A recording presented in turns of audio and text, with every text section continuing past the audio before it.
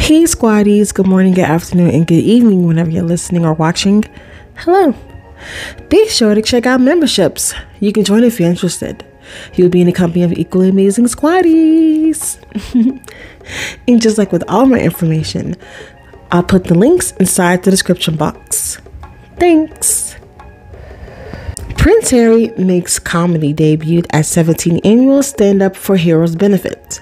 The Duke of Sussex made his comedy debut at the 17th Annual Stand Up for Heroes benefit on Monday. The charming prince gave a speech at the event, which is held to support veterans, service members, and their families. Harry's words at the event, which was presented by the Bob Woodruff Foundation and New York Comedy Festival, then took a serious turn when he opened up about how special the military community is. It's one that shares incredible highs and painful lows, he continued. It is unique in that it's hugely important to society both during active service and after. Our community is valued more than you will ever know. And nights like this are testament to that.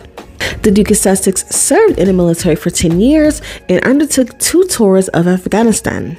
It is so nice to see Harry looking healthy and happy while also poking fun at himself for a great cause. As y'all notice, when Harry speaks, the world hears. And speaking of Harry having to speak, he had to shut down BS rumors his own father leaked.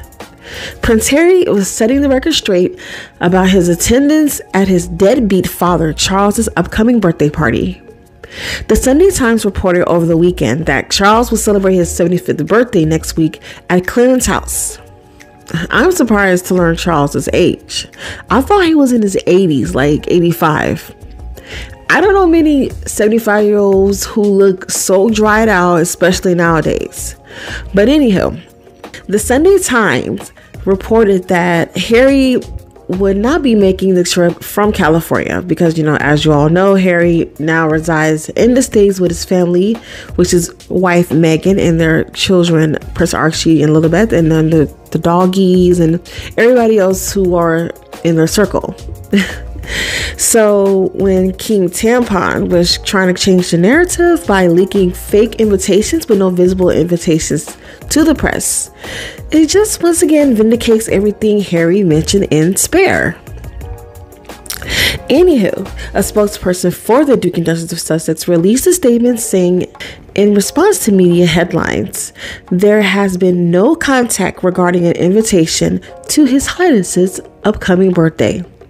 It is disappointing that Sunday Times has misreported this story. The statement was first reported by The Messenger. I'm so glad that Harry isn't acting like his relatives' scapegoat and having them get away with lies they continue to spread whenever a tour or appearance doesn't go well for them. As you all know, Charles's Kenya visit was a flop, just like Willie's Caribbean and Earth flop were press failures. They're so desperate and pathetic, on top of being racist, that they would spread lies on Harry, Meghan, and the Sussex children just to make themselves look good, not realizing that Harry is no longer going to settle for the BS. Charles is so out of touch with reality that he will never get it. Same with Willie Peg. When Harry tried to tell them why he left, they didn't get it. And I'm sure when he told them his mental health concerns, they still didn't get it. When Meghan had her mental concerns, they didn't get it either. All they get is being cutthroats, presenting a hoax public persona, and power. They're incapable of having human feelings, which is another reason why they can't connect with their fellow Brits or the public in general. They hate that the Spare is capable of doing everything they would never be able to achieve. That's why no matter how many times they try to copy-paste Harry and Meghan, it will never come out the same. Because they don't get it. It's not in their hearts. But then again, the welfare rules lack hearts.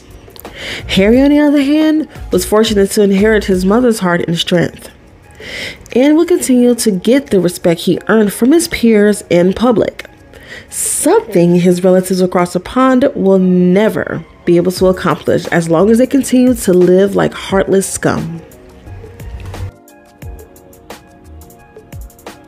Who made a statement?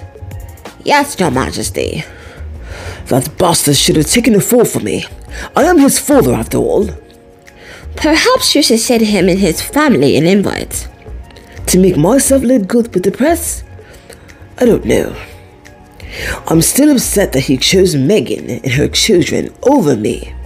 Pardon me, sire, but are Megan and the children not the prince's family? Get out of my sight. Yes, Your Majesty. Tampon baby. Harry and Meghan were at a Katy Perry concert with Hollywood A-listers. Harry even made an appearance to an A-lister charity event in New York. Not now, Carmilla. What? Oh, Camilla darling, I'm still disappointed about Kenya. I'm grateful to be done with that unfortunate country. At this rate, the monarchy will all be a shell of itself by the time William takes over. And by the time George takes over, it would have been dissolved. Oh, Tampon. No one respects the crown, not even my own son. He's a spare and acts like an heir. He's even treated as one. I can have my friends at the mill. Oh, rubbish. They haven't done anything for our image as of late. Ah, you finally made it to my future office before myself. It is my office, and what are you doing here? Here were his medals at the appearance he made for Bob Woodruff. If I had the power to strip those medals, I would have. But you don't. I will strip them regardless. You have to put down your foot if you want people to respect your power. You don't understand the first thing about power. Neither do you. I hate that she's friends with all the Stolets. Oh, here we go. Megan. She was there with Cameron Diaz and that black actress from Avatar. Zoe Saldana? I thought that Hollywood hated Megan, but it's quite the opposite. What was that, Kate? I couldn't understand a word you were saying. You understand tampons? What? Tampons, sanitary pads. Carmela stuffed them all into your big head. That's why your ears look that way. William, get your mumbling idiot and yourself out. She's not mine. Now, all of you, out of my office, at once. And that's all for this podcast. I wanted to keep it short, so I hope that all your days are filled with blue skies, sunshines with positive vibes. I'd like to thank you for watching. Don't forget to like, comment, share, and subscribe, and hit that bell. Also, join a membership. I have the links inside the description box. My name is Deanna, and you are watching Thriving with the Sis. Talk to you soon.